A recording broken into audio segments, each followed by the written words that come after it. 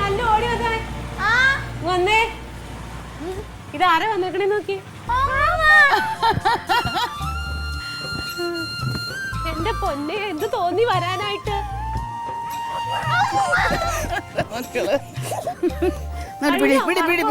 തള്ളിയിടും. സന്തോഷമായില്ലേ? ഭാഗ്യക്കുറിയൊക്കെ അടിച്ചല്ലേ? ഇനി നോക്കി കണ്ടുമൊക്കെ ജീവിക്കണം കേട്ടോ. ദൂരത്തെടുത്ത് ജീവിക്കരുതേ, പൈസ ഉണ്ടെന്നും പറഞ്ഞു. പിന്നെ ക്ലീറ്റസിനെ നല്ലപോലെ നോക്കിക്കൊള്ളണം. ഇവിടെ ആരുമില്ലേ? എന്തുവാടാ ഇവിടെ കറങ്ങാൻ പോയിട്ട് ഇപ്പൊ ജമന്തിയുടെ അച്ഛനല്ലേ സുഖമില്ല, അപ്പൊ അങ്ങോട്ട് ഉണ്ടാക്കിട്ട് വന്നു. അല്ല, എന്തായാലും ഈ കണ്ട അമ്പലങ്ങൾ തോറും കയറി ഇറങ്ങി അച്ഛനെ നടത്തിയതിന്റെ ഫലം എന്തായാലും ദൈവം കാണിച്ചു തന്നു. എന്താ അവളെ അച്ഛൻ ആശുപത്രിയിലായ? ചായ കുടിക്കാം. പിന്നെ ഏതൊക്കെ അമ്പലത്തിൽ പോയി? കാശി രാമേശ്വരം. പതുക്കെ ഇങ്ങോട്ട് വാ.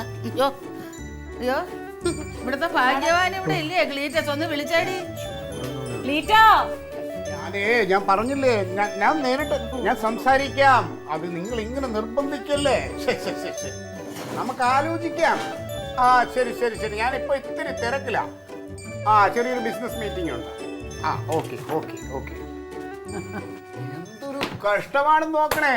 നമ്മുടെ കയ്യിൽ ഇച്ചിരി കാശ് വന്ന് ലോട്ടറി ഇടിച്ചെന്ന് അറിഞ്ഞപ്പോ തുടങ്ങിയതാണ് പല ബാങ്കുകാരും വിളിക്കുന്നത്, ഞങ്ങളിൽ നിക്ഷേപിക്കൂ, ഞങ്ങളിൽ നിക്ഷേപിക്കൂ.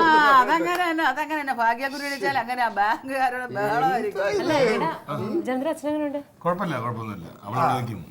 എന്തെങ്കിലും തീരുമാനം ആയോ പുള്ളിയുടെ കാര്യത്തില്? എന്ത് തീരുമാനമില്ല, ഇങ്ങനെ വന്നും പോയി. അല്ല, ഞാൻ ചോദിച്ചത് ഹോസ്പിറ്റലിലാണോ അതോ വീട്ടിലാണോ? വീട്ടിലാ. സന്തോഷം. ഇതെന്തൊക്കെയാ? ഇതൊന്നും ഒന്നുമല്ലളിയാ.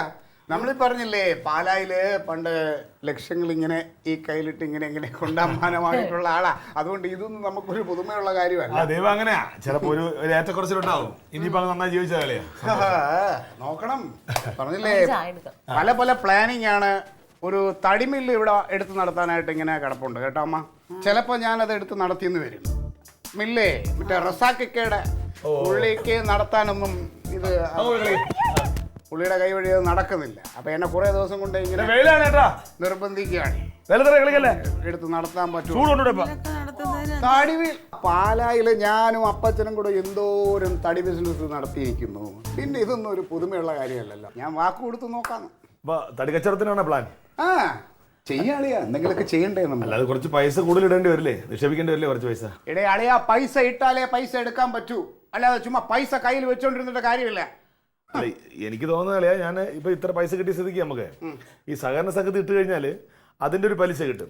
അപ്പൊ ആ പലിശ എടുത്ത് നമുക്ക് സുഖമായിട്ട് ജീവിക്കുകയും ചെയ്യാം, മറ്റു കാര്യങ്ങൾ നടന്നു പോവുകയും ചെയ്യും. അതിൽ കുറഞ്ഞുള്ള സഹകരണം മതി. ഇവിടെ ഉള്ള സഹകരണ സംഘങ്ങളൊക്കെ എനിക്കറിയാം. എപ്പോ പൂട്ടും എപ്പോ പൊളിയും എന്ന് അറിഞ്ഞുകൂടാത്ത കുറെ സഹകരണ സംഘങ്ങൾ. അതിൽ കൊണ്ട് പൈസ ഇട്ട് കൊടുത്തിട്ട് അവസാനം എങ്ങനെ ഞാൻ പറയണില്ല.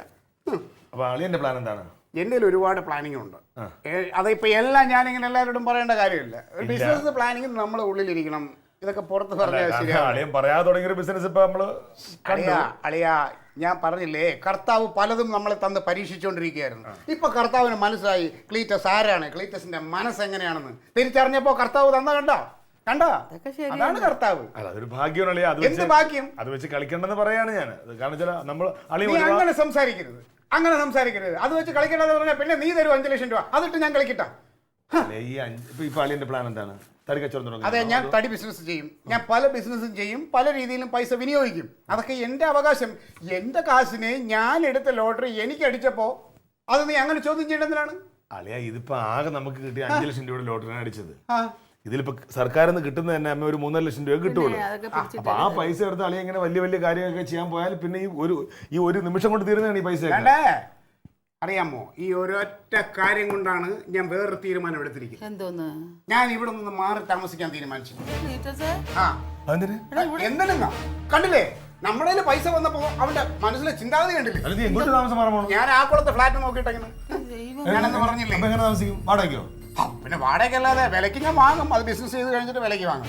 അമ്മ അത്യാവശ്യം എല്ലാ സൗകര്യങ്ങളും ഉണ്ട്. 3 ബെഡ്റൂമാണ്, AC ഉണ്ട്, TV ഉണ്ട്, ഫ്രിഡ്ജുണ്ട്, താഴെ ഒരു ചെറിയ സ്വിമ്മിംഗ് പൂളുണ്ട്, ഇടയ്ക്ക് പോയി നീന്താം.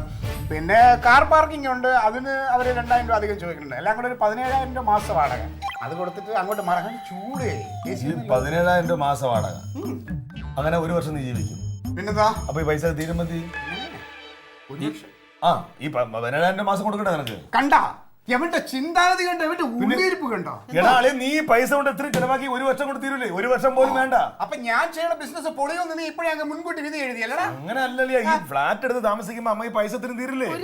ഞാനേ ഫ്ലാറ്റ് എടുത്തിട്ട് ഞാൻ ബിസിനസ് ചെയ്യാൻ പോകണം. അതിൽ നിന്ന് എനിക്ക് ലാഭം കിട്ടും. അങ്ങനെ ഞാൻ എന്റെ സാമ്രാജ്യം കെട്ടിപ്പോക്കും. അതിനിടയ്ക്ക് അവൻ ചിന്തിച്ച് 1 വർഷം കഴിഞ്ഞാൽ നീ പൊളിഞ്ഞും കുത്തുപാള എടുത്ത് നിന്റെ ഈ നീ ഉദ്ദേശിച്ച അങ്ങനെ തന്നെയാണ്.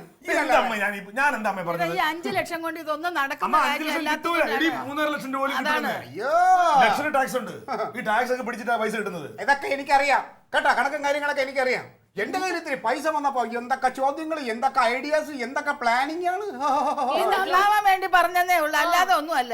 എനിക്കിപ്പോ ആരെ സഹായം വേണ്ട. ഞാൻ ഇനി തെണ്ടി എടുത്താലും നിങ്ങൾ അടുത്തൊന്നും വരെയില്ല. ഇതൊക്കെ കൊണ്ട് തന്നെ ഞാൻ മാറാൻ പോണത്.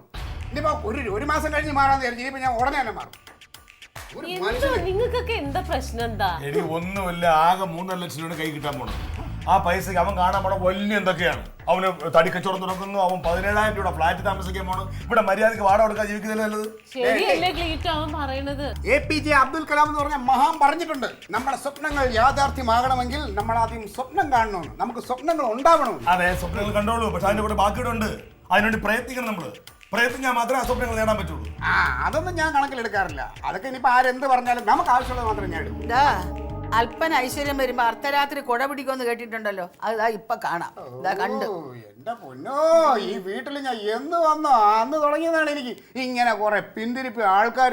എന്തോന്ന് നിന്ന് പിന്തിരിപ്പിച്ചെന്നാണ് പറയണേ. എനിക്കറിയാം നിങ്ങളെയൊക്കെ ഉള്ളിലിരിപ്പ് എന്താണെന്ന് എനിക്കറിയാം. അല്ലെ, നിനക്ക് ഗുണം വരുന്ന കാര്യങ്ങളെ ഞങ്ങൾ എന്നും പറഞ്ഞിട്ടുണ്ടോ? നീ അത് മനസ്സിലാക്കി ചെയ്യണം. നിനക്ക് മനസ്സിലാക്കി. പിന്നെ ഗുണം വരുന്ന നിന്റെ നീ കനക, നീ അവന് നല്ല കാര്യം പറഞ്ഞ് മനസ്സിലാക്കിക്കോട്. ഞങ്ങളെ കൊണ്ട് ഇനി പറ്റത്തില്ല. നീ അവനെ നേർവഴിക്ക് കൊണ്ടുവരാണോ? നീ കൊണ്ടുവരാം. എന്റെ നല്ലത് പഠിപ്പിക്കാൻ വന്നേക്കണേ രാവിലെ കുറെ ആൾക്കാർ. അയ്യോ, അവൻ്റെ അടുത്ത് പറഞ്ഞ മനസ്സിലാവില്ല. അവന് ഭ്രാന്തള ചായ വേണ്ടൊന്നും വേണ്ട. ഇറങ്ങിയാ ചായ കുടിക്കാൻ ഒരു കഷ്ടം. കാര്യം ഞാൻ പറഞ്ഞേ, ഒരു നല്ല കാര്യം പറഞ്ഞിരിക്കുന്നത്. ആവശ്യമില്ല ഈ കിട്ടി ഈ ദൈവം അറിഞ്ഞു തന്ന 3.5 ലക്ഷം രൂപ. അതുകൊണ്ട് പാടിക്കളയരുത്. മര്യാദയ്ക്ക് ജീവിച്ചാൽ നിനക്കും പിള്ളേരും കൊള്ളാം. അല്ല, ഞാനത് നിന്നെ അങ്ങ് ഏൽപ്പിച്ചാൽ ബുദ്ധിമുട്ടുണ്ട്. എനിക്ക് വേണ്ട. ഞാൻ നിനക്ക് ചോദിച്ച പൈസ. അയ്യോ, നിന്റെ പൈസ ഉണ്ടല്ലോ ഞാൻ ജീവിക്കുന്നത്. എടാ, നീ ഇങ്ങോട്ട് വരുന്നുണ്ടോ? നല്ല കാര്യം പറഞ്ഞപ്പോ വേണ്ടെങ്കിൽ അവൻ്റെ കൂടെ വർത്താനം പറഞ്ഞോണ്ടിരിക്കാതെ വരുന്നെങ്കിൽ ഉപദേശി വന്നേക്കണ്. എടി, ഞാൻ ഇതിനേക്കാളും കഷ്ടപ്പെട്ട് കുത്തുപാള എടുത്ത് ഇവിടെ തെണ്ടി തിരിഞ്ഞ് നടന്നപ്പോ ഇവൻ ഒരു ഉപദേശം തരാനും വന്നില്ല. ഇവൻ വന്ന് എനിക്ക് പൈസ ഉണ്ടാക്കാൻ ഒരു നല്ല വഴി അപ്പൊ പറഞ്ഞു തരാത്തത്. ഇപ്പൊ എന്റെ കയ്യിൽ ഇത്തിരി പൈസ വന്നപ്പോ അവന് വിരാന്ന് സഹിക്കണില്ല. അവന് അമ്പോ ഇങ്ങനെ ഒരു ഇവൻ കനകനല്ലേ, ഇവൻ കളങ്കനാണ്.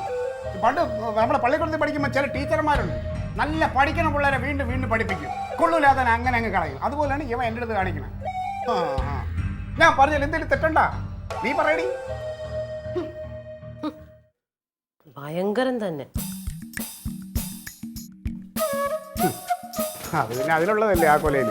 ഇങ്ങനെ തന്നെ പറയുള്ളൂ.